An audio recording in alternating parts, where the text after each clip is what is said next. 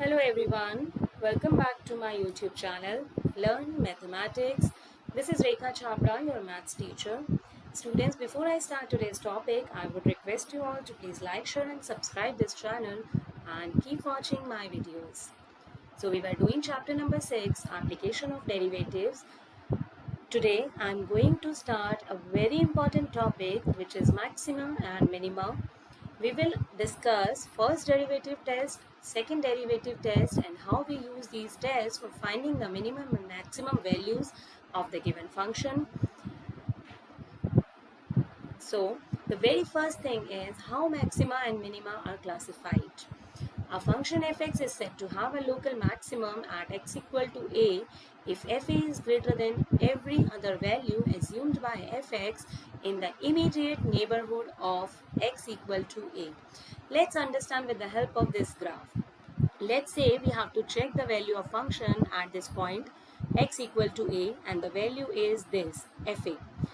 Now if we go to slight left side and we subtract a small quantity h, so the value of function is f of a minus h. Same way if we go to right side and we add a small quantity h, then value of function is f of a plus h. In both the cases, the value of function is less than the value of function at this point a.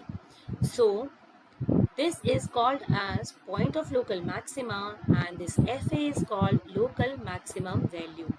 Why we call it as local? Because we are talking about immediate neighborhood. We are not talking about the entire function. Similarly, we have local minima. Let's say we are checking the value at this point a and the value of function is this fa. Same way we go to left side and the value of function comes f of a minus h and here f of a plus h. But in this case, both these values are greater than this value. So this is a point of local minima and fa is the local minimum value. Now look at this graph.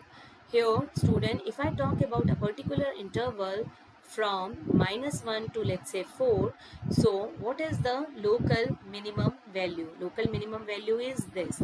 If I restrict the interval from let's say -1 to 3, okay, not 4, let's not take 4, so the local minimum value is this and the local maximum value is this.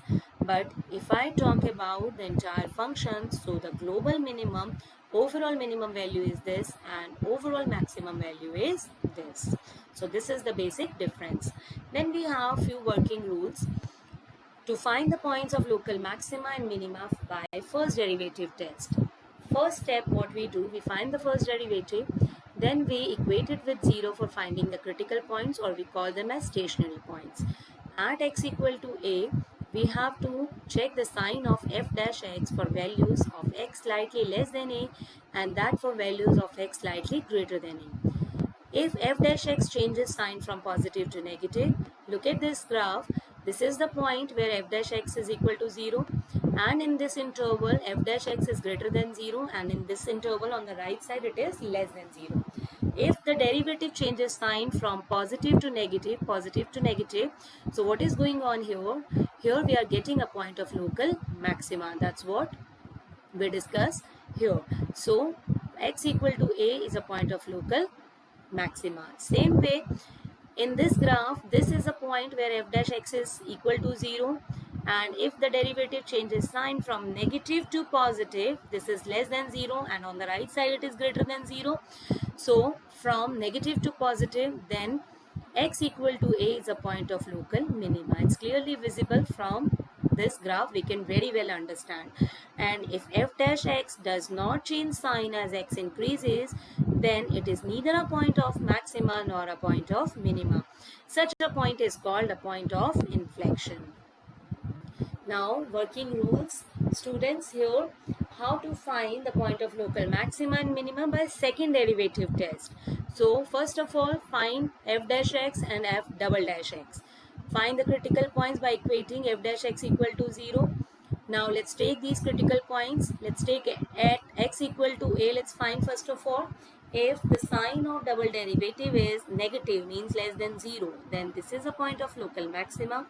If it is greater than 0, then it is a point of local minima. And if it is equal to 0, we cannot say anything. Two more important things: a monotonic function cannot have maximum or minimum value. If a function has to attain maximum or minimum value, so it has to change its nature. Now few questions of exercise 6.5. First question, we have to find the maximum and minimum values. Given function is this. We can write this function as 3x plus 2 whole square minus 2. We are completing the square method. Then this quantity is definitely greater than equal to 0. Subtracting 2, then the minimum value of f is attained definitely when this quantity becomes 0. It means x is equal to minus 2 by 3, and find the minimum value of function at x equal to minus 2 by 3, and the value is minus 2. Here third part, fx is given minus x minus 1 whole square plus 10. Same concept, this quantity will be greater than equal to 0, and when we multiply with minus, inequality will be changed, and then we are adding 10 to both sides. Maximum value of f is attained when this thing becomes 0. So x minus 1 equal to 0 gives us x equal to 1, and the maximum value of f at x equal to 1 is 10. Second question, same way, mod of x plus 2 minus 1, definitely this quantity will be greater than equal to 0. Subtracting 1, get the value of x and find the value of function at x equal to minus 2. hx equal to sine 2x plus 5, we all know the range of sine function, minus 1 to 1, adding 5. So what are we getting? Minimum value is 4 and the maximum value is 6. hx equal to x plus 1. First of all, let's draw a graph and look at the graph to identify the maximum and minimum value. Students, maximum value will be somewhere here where x is somewhere near to 1, and minimum value will be somewhere here where x is near to minus 1. But can you really plot those points where we have maximum and minimum values? No. So this given function has neither maximum nor minimum values. And there is alternate method as well. If we apply first derivative test, so first derivative is 1, and for finding the critical points we equate it with 0, but what are we getting here? 1 is equal to 0, which is false. So here also we can conclude this function has neither maximum nor minimum value. Find the local maxima, local minima, and local maximum and local minimum values. Second part, let's apply second derivative test. So first of all, g dash x, which is 3x square minus 3, equated with 0, what are we getting? Critical points as plus minus 1. Find the double derivative 6x. Check the sign of double derivative at critical points. G double dash 1 is positive, G double dash minus 1 is negative. So this is point of local minima and this is point of local maxima. Now get the value of function at x equal to 1 and at x equal to minus 1. Now hx equal to sin x plus cos x, and x lies between 0 to pi by 2. First derivative cos x minus sin x. Find the critical point, find the double derivative and check the sign of double derivative at critical point, which is negative, less than 0. It means pi by 4 is a point of local maxima. Now get the maximum value at pi by 4. So this is a point of local maxima, and local maximum value of given function at x equal to pi by 4 is root 2. Gx, same way students. First of all, g dash x equated with 0, find the critical points. It's given it is greater than 0, so we will take 2 and we will ignore minus 2. Check the sign of double derivative at x equal to 2, it is positive, so it's a point of local minima, and get the minimum value. Local minimum value of given function at x equal to 2 is 2. Prove that the following functions do not have maxima or minima. Let's take first part, exponential function.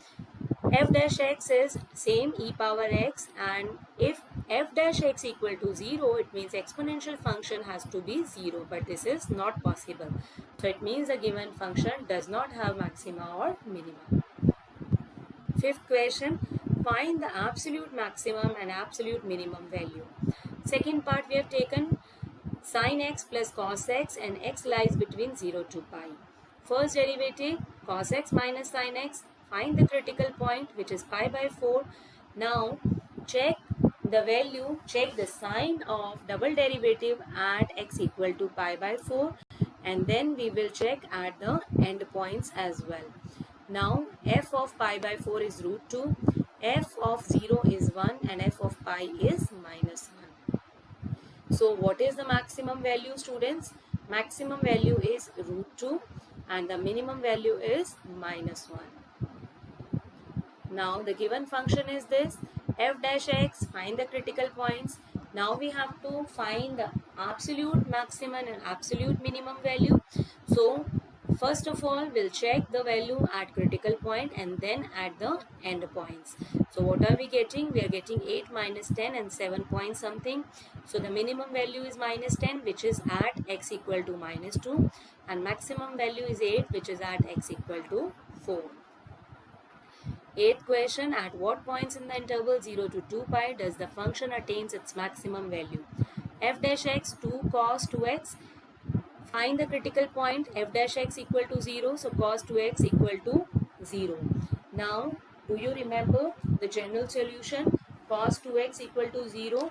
It means what? 2x should be equal to 2n pi plus minus pi by 2 for all n belongs to integers.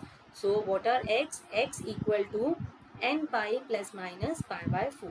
Now keep on putting the values of n and keep on getting the values of x. So we will get pi by 4, 3 pi by 4, 5 pi by 4 and 7 pi by 4. Then we have to check the value of f at critical points and at the end points of the interval. So here are the values, and from these values we can conclude that the minimum value is minus 1 and the maximum value is 1. So maximum values we are getting at pi by 4 and 5 pi by 4. Question number 11. It is given that x equal to 1, the function attains its maximum value on this interval. Now f dash x 4x square minus 124x plus a. It is given that function attains its maximum value at x equal to 1. So it means at f dash 1 it is equal to 0. And from here we can get the value of a, which is 120. Now students, please try the remaining questions from question number 1 to 11. I left few parts for your practice. And please don't forget to post your comment, write your name, class, section and roll number. Thank you very much.